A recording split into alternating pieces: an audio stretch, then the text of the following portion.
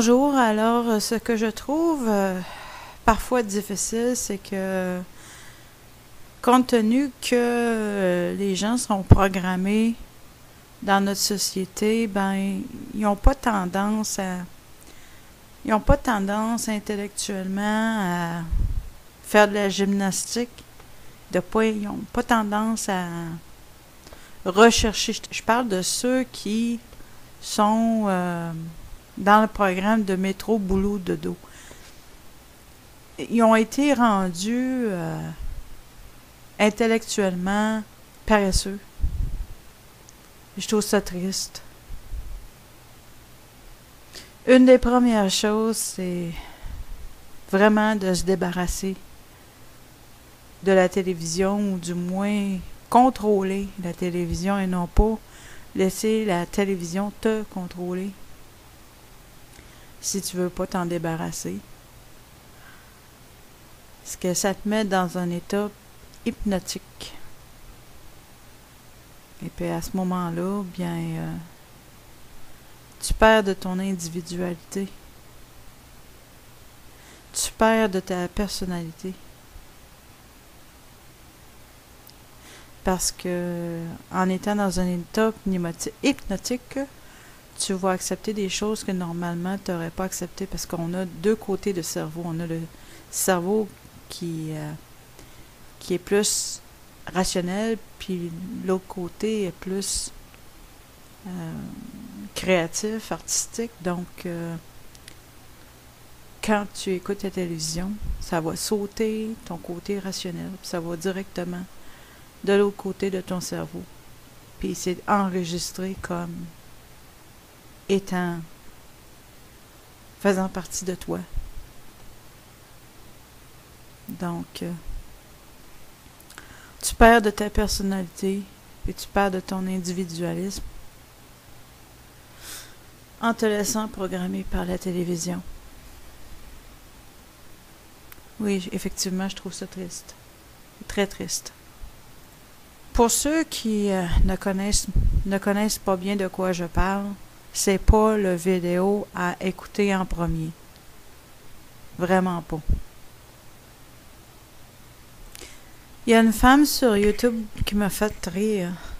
Parce que ce qu'elle voulait, c'est s'adresser pas exclusivement aux femmes, mais majoritairement aux femmes. Et puis, elle a commencé une vidéo comme si elle était pour parler de la période de la femme. J'ai trouvé ça pas mal comique. Mais en réalité, c'est juste que elle voulait que certains hommes soient découragés de continuer, pas tous les hommes. Fait que j'ai juste pensé faire la petite mention parce que ça va en faire déconnecter quelques-uns. Juste de mentionner que j'ai trouvé ça drôle. J'ai trouvé ça brillant. Le sujet d'aujourd'hui, c'est un gros sujet. Essentiellement, c'est que tu peux réentraîner ton cerveau en développant des nouveaux synapses, des nouvelles connexions. Effectivement, le cerveau peut se développer même quand tu es rendu à un certain âge. C'est pas vrai que le développement s'arrête. C'est toi qui décides finalement si tu veux créer d'autres synapses ou pas. En fait, ton cerveau est un muscle. Et je suis très consciente que j'aime parler de façon simple. J'aime ça ne pas utiliser des gros mots puis des gros concepts parce que moi, je veux être comprise par la plupart des gens. Et puis, personnellement, je considère pas que si tu as un vocabulaire qui est pas très développé, ça fait pas de toi quelqu'un qui est moins développé intellectuellement. Absolument pas. Vois-tu, la vie est assez compliquée comme c'est là que moi, je m'enfarge pas dans les fleurs du tapis à commencer à utiliser des mots. Moi, je dis, mon but, c'est pas vrai que des personnes intelligentes ne peuvent pas communiquer simplement. C'est vraiment pas vrai. Puis, c'est pas vrai non plus que il faut que tu aies obtenu un docteur en, je sais pas, que tu sois un docteur en mathématiques ou que tu sois un maître en théologie ou que tu sois... C'est pas vrai qu'il faut que tu aies été loin dans un programme pour avoir un diplôme. C'est pas vrai que ceux qui ont obtenu des diplômes sont supérieurs. C'est pas vrai. Carrément pas vrai. Tu peux avoir deux personnes dans la même famille, un qui est docteur en mathématiques, puis l'autre qui a à peine fini son secondaire, puis qui sont aussi intelligents. Je tenais à le dire. Fait que personne intelligente, ça veut pas dire que parce que tu prends un vocabulaire complexe pour ne pas être compris, que ça fait de toi une personne intelligente ou plus intelligente. Quand on est conscient qu'on vit dans un monde difficile, et puis que c'est assez complexe comme c'est là, puis que ce qu'on veut, c'est s'entraider les uns les autres, ben on prend un vocabulaire qui soit compris par la plupart du monde. C'est aussi simple que ça. Bref, simple ne veut pas dire simplet. Le sujet que je suis sur le point d'aborder est plutôt compliqué, mais encore une fois, j'aime être comprise par la plupart des gens. Et puis, c'est ça. Alors oui, effectivement, le cerveau est un muscle. Tu peux créer d'autres synapses et d'autres connexions. Le cerveau, il produit à un degré faible. Il produit de l'électricité à un degré faible. Et puis, c'est ça que les synapses se font quand ils communiquent de un à l'autre. C'est un petit choc minime électrique.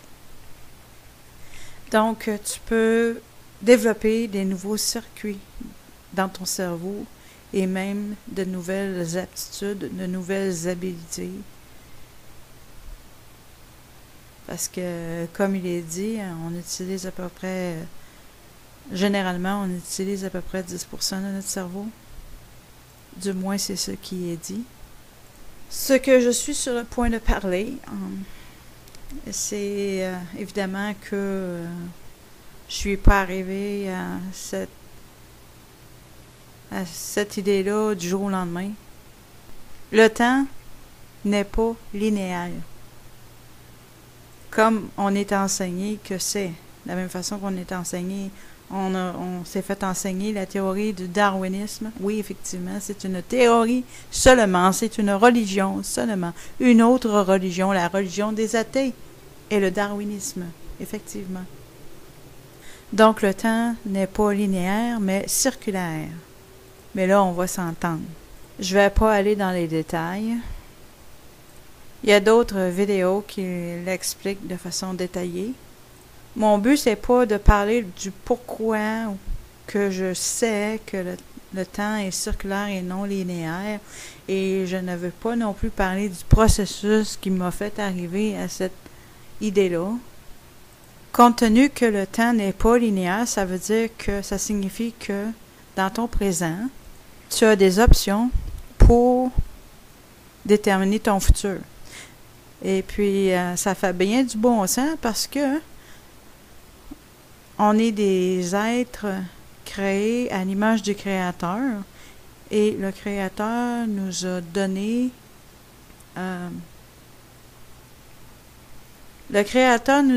le libre choix. Et oui, effectivement, je comprends que l'on fonctionne dans une réalité limitée. Je comprends très bien ça. Mais à l'intérieur de cette réalité limitée-là, on a quand même, de la part de notre Créateur, le libre choix. Et donc, c'est encore une preuve de plus que le temps n'est pas linéaire, mais circulaire.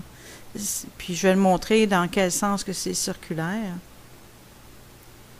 Je vais poster un dessin pour vraiment illustrer quel genre, quand je dis que le temps est circulaire jusqu'à quel point, hein? Mais ça fait plein de sens que ce soit circulaire, parce que justement, si le temps est linéaire, ben là, le concept de libre arbitre, dans, tu sais, comme, par exemple, si tu pars, par exemple, de Québec, puis tu t'en vas à Montréal, c'est linéaire, hein? Les options pour te diriger à Montréal, oui, il y a quelques options, mais tu te ramasses à Montréal, n'est-ce pas? Tu te ramasses pas à Vancouver. Donc, la réalité linéaire, on part du point A, on s'en va au point B, n'est-ce pas? Et non au point Z. Donc, le concept de la réalité linéaire, ça donne pas tellement d'espace pour le libre choix. Tandis que la réalité qui est circulaire, bien, ça donne cette opportunité-là, justement. Ça donne des options A, B, C, D, quelques options à l'intérieur de ton présent. Ce qui signifie donc qu'une personne qui a eu une vie difficile jusqu'à maintenant n'est pas condamnée à vivre une vie difficile.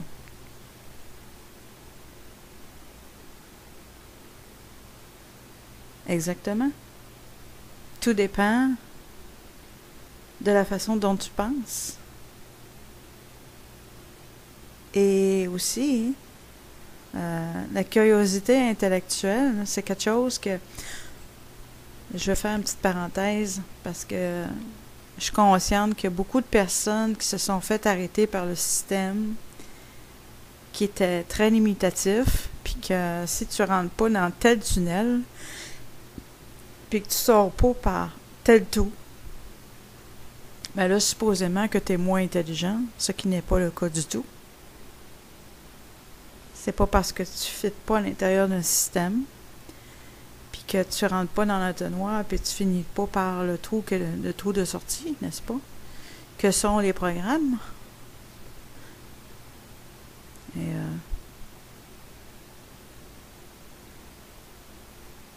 il y a plusieurs façons dans cette société de limiter les personnes.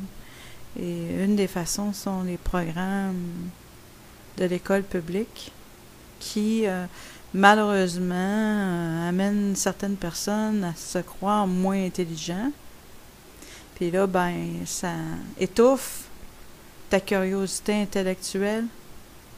Arrête-toi pas. Arrête-toi pas à ce qu'on t'a conditionné. La curiosité intellectuelle, c'est quelque chose qui t'a été donné de la part du Créateur.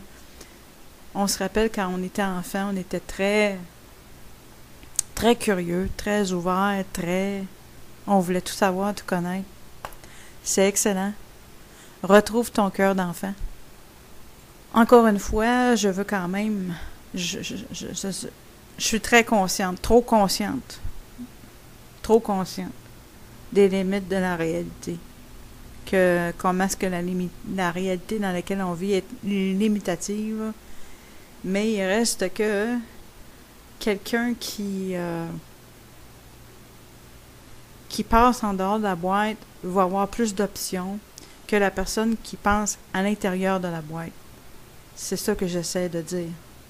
Donc, le passé n'a pas à déterminer le futur, parce que, justement, ce n'est pas linéaire. Le temps est circulaire. Je suis très consciente que l'on vit dans une réalité manipulée et que l'on vit dans une matrice, ou ce qu'ils appellent en anglais une matrix. Je suis très consciente de ça. Je ne suis pas en train de nier ça, là. Mais il reste que le fait de penser en dehors de la boîte te donne beaucoup plus d'options que penser à l'intérieur de la boîte. Alors, malgré que la réalité est limitée, le fait que l'on crée de new synapses, des nouvelles synapses, des nouvelles connexions et des nouvelles habiletés. En fait, ce que l'on fait, c'est qu'on retrouve l'enfant en soi. Puis il y a des habiletés qu'on n'a pas tellement développées pour différentes raisons, parce qu'on est pas mal moins limité qu'on croit l'être. Donc, il y a des habiletés, il y a des aptitudes que l'on a, qu'on n'a pas tellement développées, qu'on n'a pas pu vraiment développer, puis que là, alors, en se limitant pas, malgré que la réalité est limitée, si nous, on se limite pas dans notre tête, la vie peut effectivement prendre un nouveau tournant, malgré les limites de notre réalité. Est-ce que en partie, on se limite, si on se limite plus que la réalité nous limite déjà, on est doublement limité, alors que quand on pense en dehors de la boîte, bien, là où il y a des limites, il y a d'autres possibilités qui émergent hors de la boîte. Ça veut donc dire que tu peux avoir un futur différent de ce que tu as connu dans le passé. Parce que la personnalité peut se développer, n'est-ce pas? Ta personnalité peut se développer et tu peux devenir ce que tu es appelé à devenir et non ce que la société veut que tu deviennes. Parce que quand le Créateur t'a mis au monde, tes parents t'ont procréé, mais ton vrai Créateur, c'est celui qui a créé l'univers. Quand il t'a fait te créer, il t'a donné aussi un plan, une mission dans cette vie-ci. Et la mission qu'il t'a donnée, ça a à voir avec aider les bons anges, parce qu'on est conscient qu'on est dans une guerre spirituelle. Donc, toi, c'est certain que chacun d'entre nous, les êtres humains qui ont un cœur et une conscience qui fonctionnent, c'est d'aider les bons anges dans la réalité spirituelle. On a chacun des aptitudes et des talents différents, mais ça revient à accomplir, à aider les bons anges. Et oui, effectivement, c'est une personne qui a étudié en psychologie, qui a une maîtrise en psychologie qui te parle. Effectivement, créer des nouvelles synapses, c'est réel. Créer des nouvelles connexions, c'est réel. Redécouvrir ou découvrir des nouvelles aptitudes, c'est réel. Changer son comportement, c'est réel.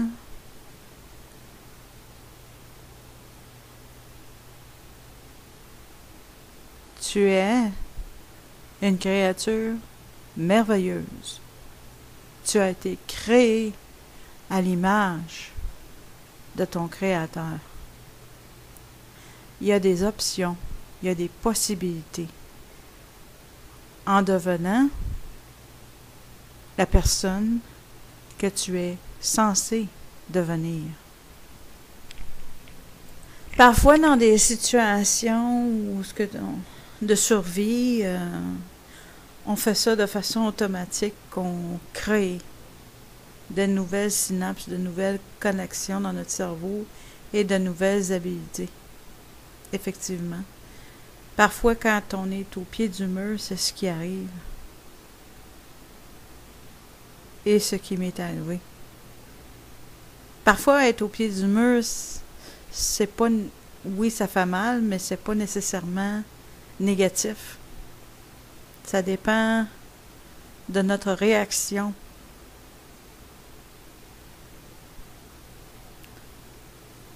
Parfois, être au pied du mur peut nous emmener à se découvrir et à se développer, même si ça fait mal. Je vais revenir sur le sujet de pour aimer le travail intellectuel. Tu n'as pas besoin d'avoir obtenu un PhD en mathématiques, par exemple. Tu n'es pas obligé de fitter dans le système. Alors,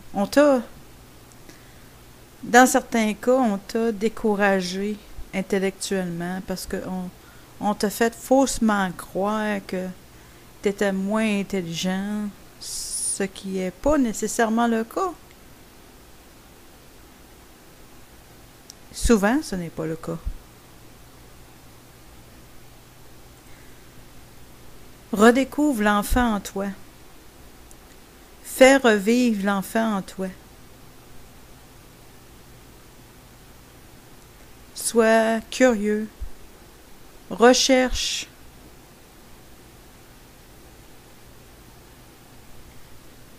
Tu peux être un intellectuel sans avoir même été à l'université. Absolument. C'est très simple, en fait, être un intellectuel. Quand tu étais un enfant, tu étais un intellectuel. Tu aimais utiliser ton cerveau et faire de nouvelles découvertes.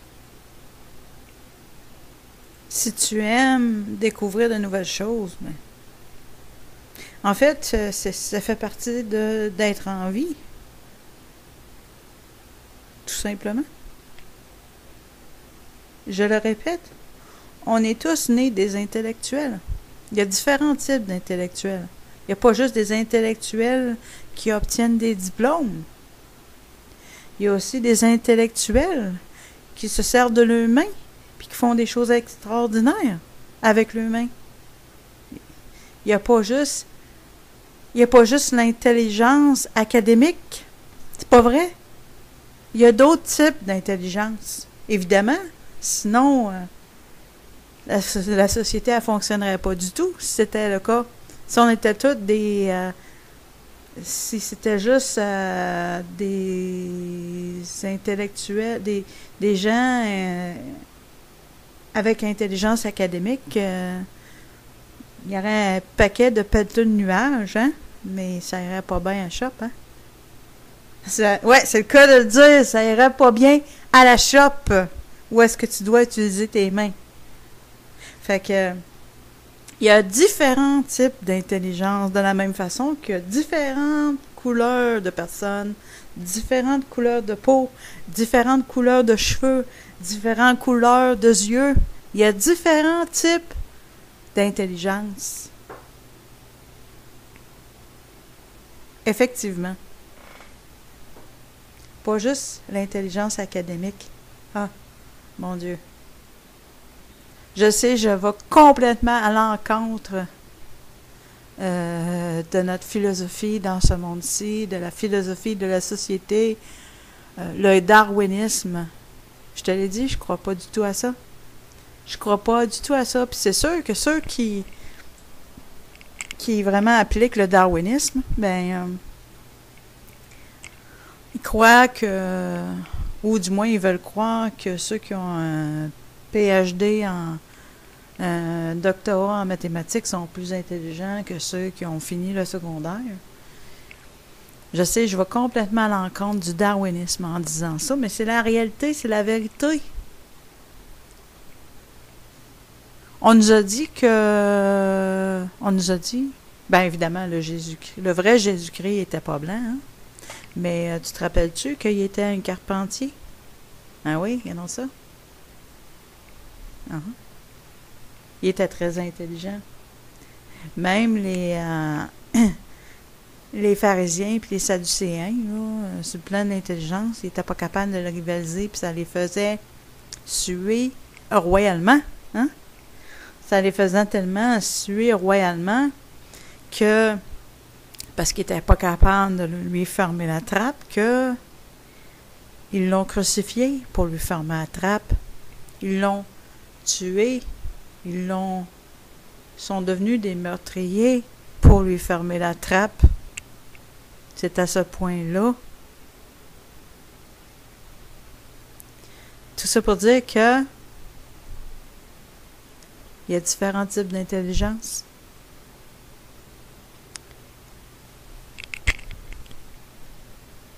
Et puis là, on va arrêter de te limiter. On va arrêter de te dire comment, tu sais, sur le plan intellectuel, j'entends, évidemment. C'est sur ce plan-là qu'on parle. Ben, recherche ça, il y a différents types d'intelligence. Un autre affaire, si tu as passé un test d'intelligence intellectuelle, un test de QI,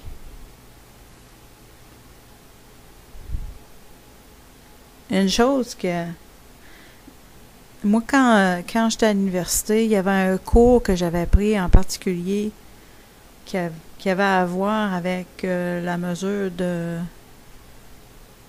l'intelligence. Puis il nous avait dit dans ce cours-là, qui était spécialisé avec les tests d'intelligence, il nous avait dit que, et ils avaient raison, que le test d'intelligence, c'est juste indicatif. Qu'est-ce que ça veut dire? Ça veut dire que tu peux pas déterminer l'intelligence de quelqu'un avec un test d'intelligence avec un test de QI.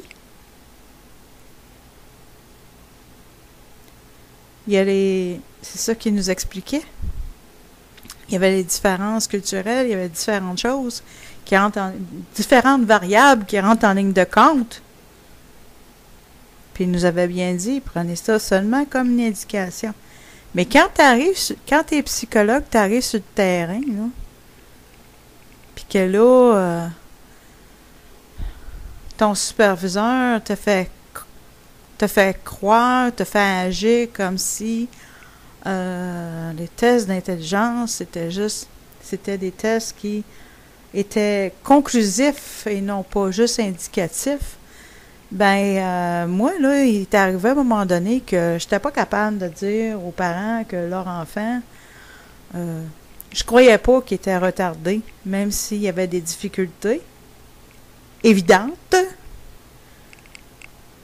Je ne voulais pas dire aux parents que leur enfant était supposément débile, intellectuel. Ben, pas dans ces mots-là, mais, tu sais, c'est pas juste que je voulais pas le briser le cœur, c'était plus le fait que je voulais pas que cet enfant-là soit limité. Il y avait assez que il y avait des limites, il y avait des limites qui étaient très évidentes. Je voulais pas que cet enfant-là soit limité davantage par un... Fait que moi, là, j'avais dit à mon superviseur, moi, je veux pas rencontrer les parents puis lui dire que je croyais pas à ça de toute façon. Puis là, c'est sûr que j'allais pas commencer à rentrer en guerre contre mon superviseur, tu sais. Je veux dire, fallait quand même que je l'obtienne, ma maîtrise. Fait que tu rentres pas en... Tu commences pas à argumenter de façon... tu sais, si tu vas lui dire la vérité telle qu'elle est, que c'est juste indicatif, là, lui, il est supposé de te former, puis toi, tu t'en vas dire à ton formateur que il n'est pas dedans pantoute, ça ira pas bien, hein? Tu comprends? Mais effectivement, je te le dis, les tests intellectuels, c'est seulement une indication. Ce n'est pas... Tu ne peux pas te baser là-dessus. Il faut que tu te bases sur différentes variables pour finalement conclure que c'est juste une indication. Puis ça veut dire aussi que ceux qui ont pété des scores extraordinaires, ça ne veut pas dire que tu es plus intelligent que la plupart des gens. Tu peux être plus spécialisé que certaines personnes, bien entendu, mais ça fait pas de toi quelqu'un qui... Ça fait pas de toi un Superman ou un Superwoman, OK? On revient sur la Terre. Moi, ça me brise le cœur. Moi, personnellement, ça me brise le cœur qu'il y a des personnes qui ont été brisées par le système, que le système leur a dit qu'ils étaient moins intelligents, qu'il y avait moins de possibilités. Personnellement, ça me brise le cœur. Puis, je veux pas que tu te limites à ce qu'on t'a dit. Je te dirais que le système éducatif public, là, l'élémentaire puis le secondaire, là, si t'as pas fité tellement, là, c'est peut-être parce que le système est plutôt plat. Ah, moi, je disais pas un mot, là, mais je l'ai trouvé mauditement plate. Le système public éducatif, spécialement élémentaire, secondaire, là. Mettons que ça faisait pas tellement travailler mes neurones. Fait que, effectivement, c'est peut-être pas parce que... Tu sais, ce que j'essaye de dire, c'est pas parce que tu étais moins intelligent que t'as pas fité que le système. C'est peut-être que le système était juste bien plate. Ou peut-être que c'est parce que tu étais plus vivant, tu étais trop vivant pour le système dans lequel tu étais. Alors, ce que j'essaie de dire, c'est que je veux pas que tu te limites à ce que la société t'a dit de te limiter. Écoute-toi. Si toi, tu t'écoutes pas, il n'y a pas grand monde qui vont t'écouter. Je vais te dire ça. Ben, c'est pas vraiment inutile parce que faut quand même faire une très grosse distinction entre indication, avec les tests intellectuels, indication et conclusion. Indication, ça veut juste dire continuons d'investir. Il y a différentes variables qui forment l'intelligence d'une personne. Alors que ça t'a été appliqué de façon conclusive, de la même façon que mon superviseur voulait que je donne un résultat conclusif aux parents, puis moi, c'était complètement contre ma personne, contre ma nature de... Quand je vois une personne qui elle a certaines difficultés, j'aime pas rajouter aux difficultés qu'elle a déjà. Moi, c'est pas le fait que j'avais peur de dire la vérité. Non.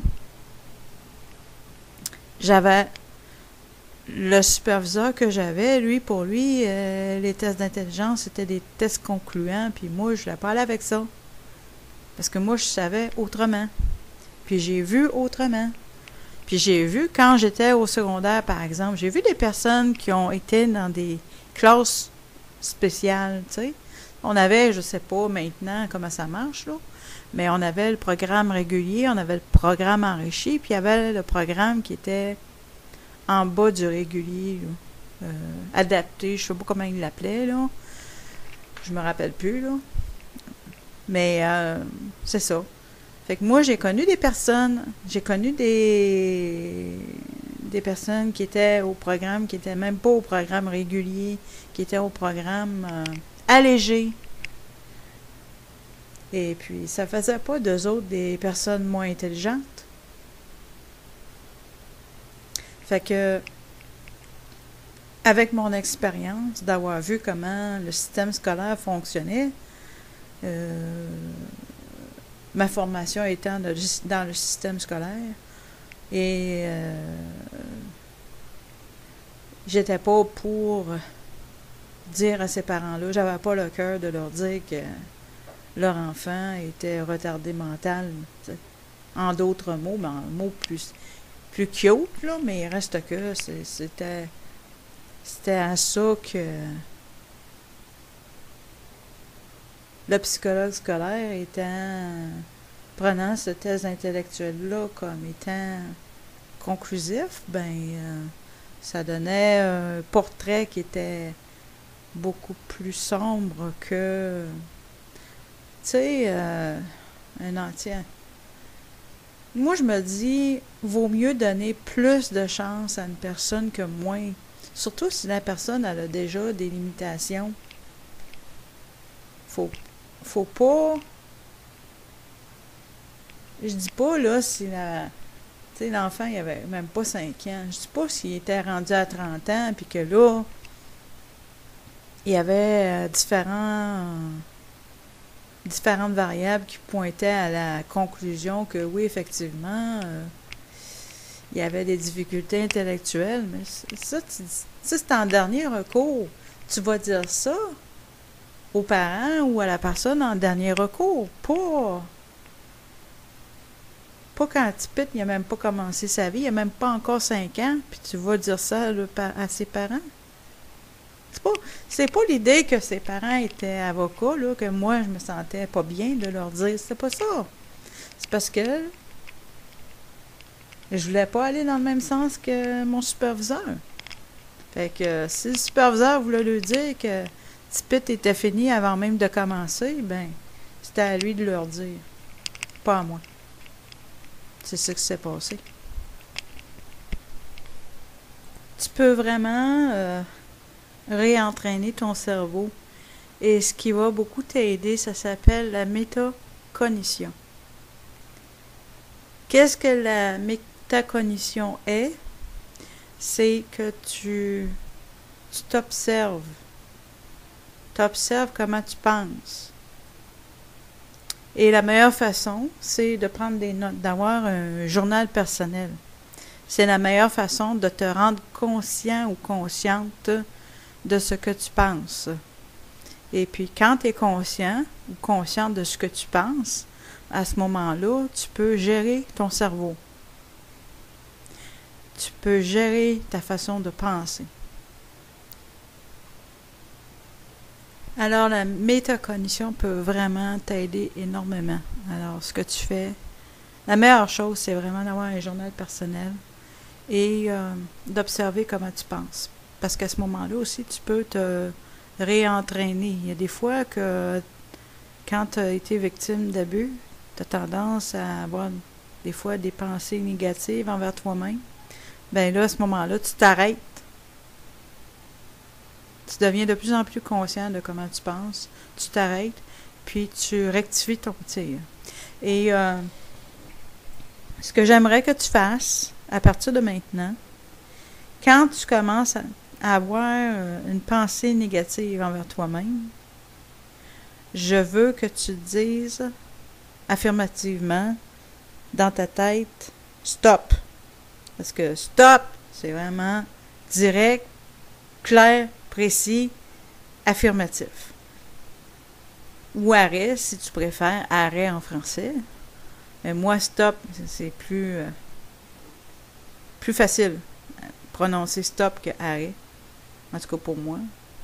Fait que c'est ça. Je veux que quand tu as une pensée négative qui ne t'aide pas, dis-toi bien une chose. Dans la société dans laquelle on vit, t'as pas besoin de toi pour être négatif envers toi.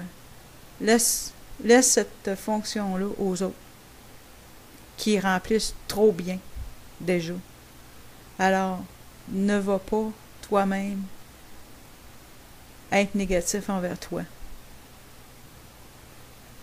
Alors, quand tu vas commencer à observer comment tu penses et que tu prends des notes et que tu fais attention à toi, je veux que tu appliques de façon systématique aussitôt que tu as une pensée négative, je veux que tu l'arrêtes immédiatement. tu dis stop. Puis s'il faut que, ben là, c'est sûr que quand tu es dans le public, c'est sûr que c'est moins évident, là. Mais tu peux le dire dans ta tête. Tu peux te le dire dans ta tête, stop. Mais c'est sûr que quand tu es tout seul, tu peux carrément, hein, ou te shaker la tête, comme pour te changer les idées. Tu peux aussi faire ça. Tu peux faire comme tu réalises que, oups, là, tu commences à prendre une pente descendante. Alors, si tu vis seul, ou même tu peux expliquer à ton conjoint que si tu te shakes la tête, c'est parce que tu veux juste... Moi, personnellement, je trouve que ça marche bien. Quand je commence à être négative. Sinon, ben, quand tu es en public, ben, tu peux te dire dans ta tête stop ou arrêt. Un coup, tu es habitué, ça marche très bien aussi de le faire dans ta tête. C'est ça. Fait que, je veux que tu fasses ça à partir de maintenant. Je veux vraiment que tu prennes soin de tes pensées. Et je veux vraiment que tu utilises ton habileté à superviser tes pensées. Ça peut faire toute la différence. Donc, dans ta vie, s'il y a un vent puissant contre toi, tu n'es pas obligé de briser. Tu peux juste t'incliner, t'adapter, te réentraîner, développer des aptitudes ou des habiletés que tu ne connaissais pas auparavant. Ou quand tu es au pied du mur. Des fois, être au pied du mur peut être une bénédiction. Tu peux te redécouvrir ou découvrir d'autres aspects de toi. Ça n'a pas besoin d'être négatif.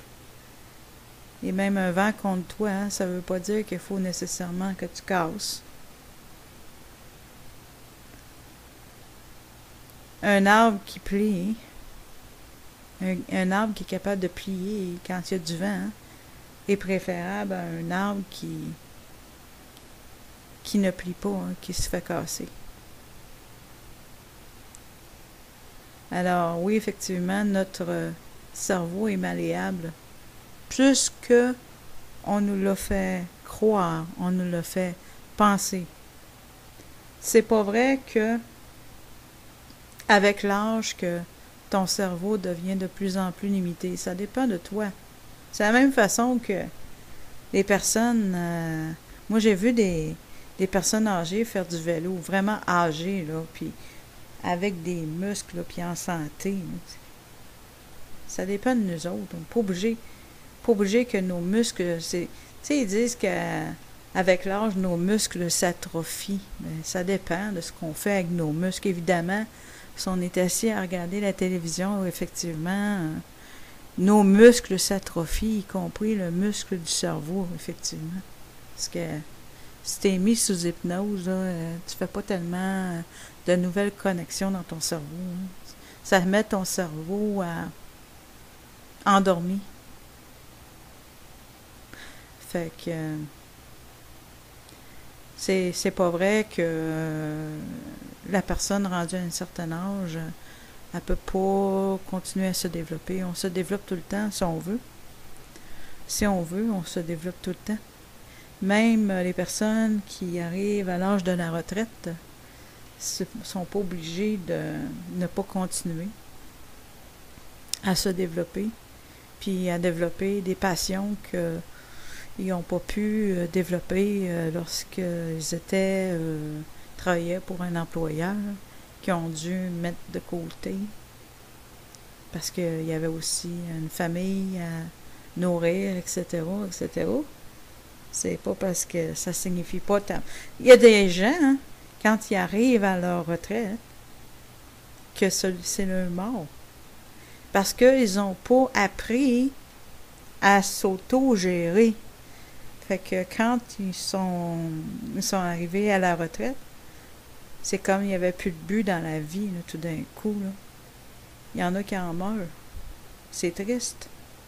Il y en a qui meurent d'être rendus à la retraite parce qu'ils ont trop été programmés.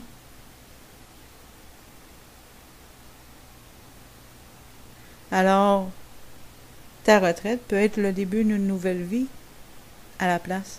De la même façon qu'une personne qui a été traumatisée, ça peut devenir, dépendamment de ce qu'on fait avec ce qui nous arrive. Ça dépend tellement de ce que l'on fait avec notre cerveau.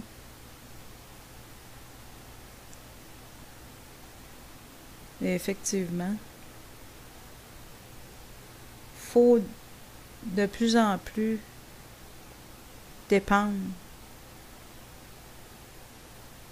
des habiletés qui nous ont été données par notre Créateur. À partir de là, bien, quand il y a du vent, l'arbre se plie au lieu de casser. Nous, les vraies personnes, c'est-à-dire les personnes qui ont un cœur et une conscience qui fonctionne bien, si nous apprenons à nous aimer nous-mêmes et savoir que l'on est des créatures uniques et merveilleuses, créées à l'image de notre Créateur. Parce que avant que tes parents te créent, le Créateur de l'univers t'avait déjà créé. Le beau projet que tu es, t'as déjà créé dans son cœur. Alors, avant même que tes parents te conçoivent, tu étais déjà conçu dans le cœur de ton Créateur. Plus que tu apprends à découvrir ton individualité, plus que tu acceptes les différences, parce que plus tu es conscient que l'on est des créatures merveilleuses, uniques, projets uniques de notre Créateur, donc plus tu embrasses la personne que tu es vraiment, plus tu embrasses les différences à l'intérieur de la famille humaine. Merci pour ton écoute. Bonjour, alors ce que je trouve parfois difficile, c'est que compte tenu que les gens sont programmés dans notre société, ben ils n'ont pas tendance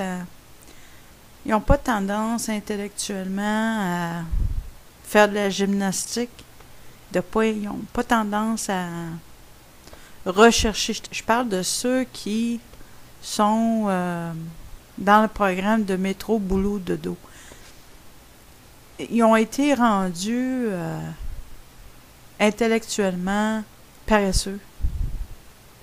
Je trouve ça triste. Une des premières choses, c'est vraiment de se débarrasser de la télévision, ou du moins contrôler la télévision et non pas laisser la télévision te contrôler si tu veux pas t'en débarrasser. Parce que ça te met dans un état hypnotique. Et puis à ce moment-là, bien, tu perds de ton individualité. Tu perds de ta personnalité. Parce que en étant dans un état hypnotique, tu vas accepter des choses que normalement tu n'aurais pas acceptées, parce qu'on a deux côtés de cerveau. On a le cerveau qui est plus rationnel, puis l'autre côté est plus créatif, artistique. Donc, quand tu écoutes la télévision, ça va sauter. Le cerveau, il produit à un degré faible. Il produit de l'électricité à un degré faible. Et puis, c'est ça que les synapses se font quand ils communiquent de un à l'autre. C'est un petit choc minime électrique. Donc, tu peux développer des nouveaux circuits dans ton cerveau et même de nouvelles aptitudes, de nouvelles habiletés.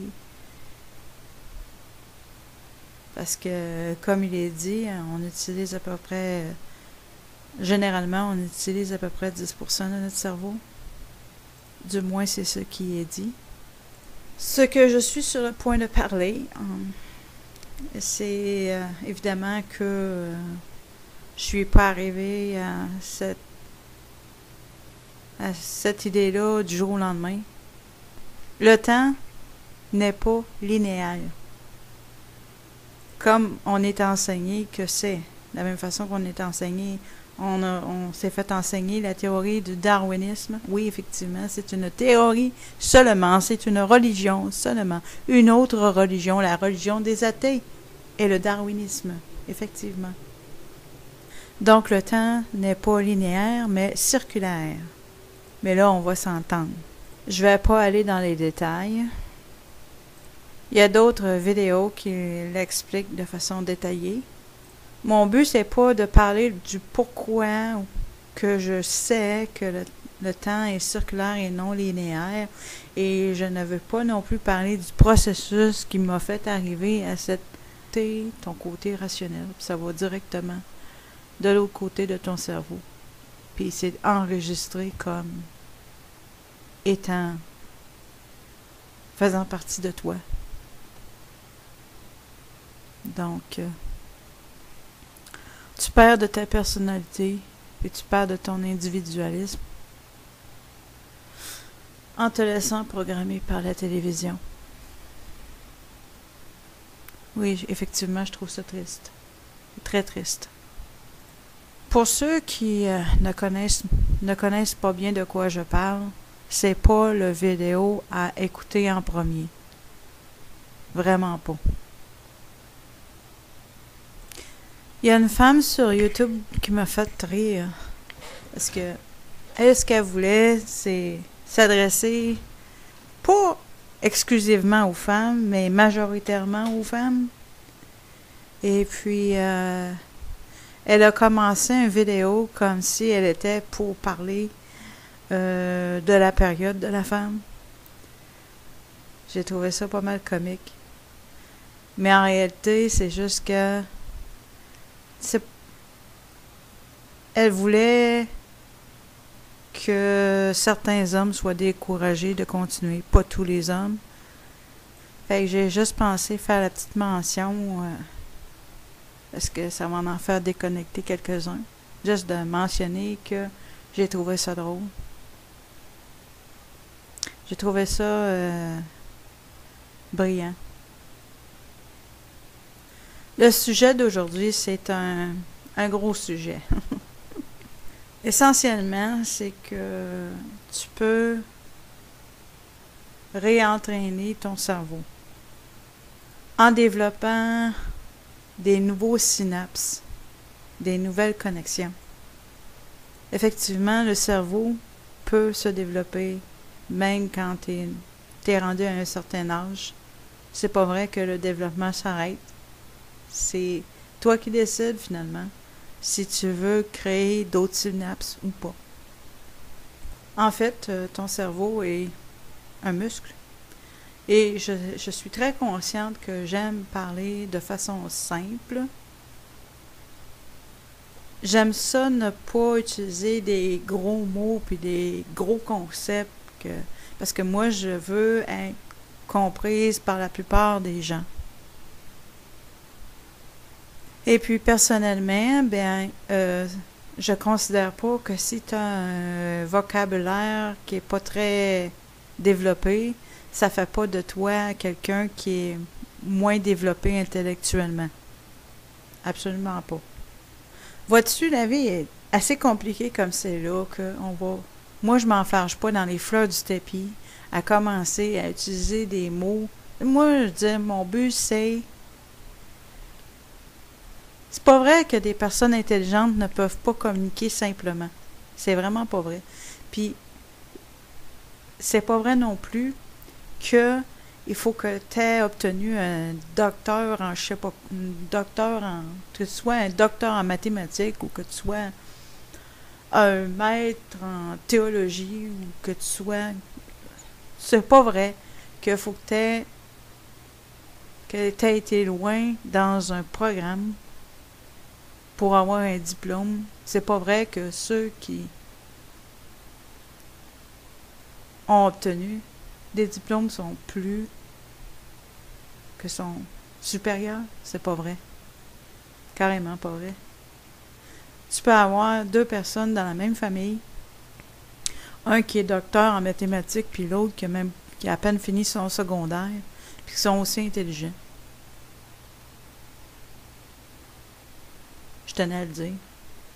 Fait que personne intelligente, ça veut pas dire que parce que tu prends un vocabulaire complexe pour ne pas être compris, que ça fait de toi une personne intelligente ou plus intelligente.